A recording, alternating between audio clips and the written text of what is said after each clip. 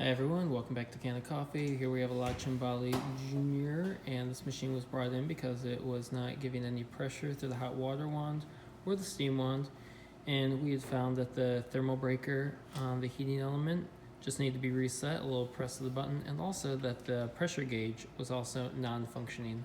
So we reset the breaker, we replaced the pressure gauge, and also the pressure stat was set actually pretty low, so we adjusted that up to a nominal pressure, and you can see it's pretty much dead center in the green good area.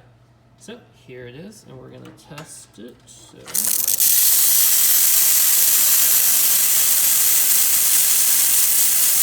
lots of good steam pressure there,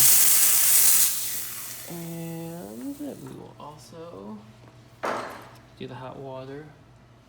Just go cup here. Although you should, exactly. This good steam pressure, you know there's going to be good water pressure. Alright, there it is. Cimbali Jr. working once again. Thanks for tuning in to Can of Coffee. Please like our videos, and if you like our videos, please subscribe to our channel.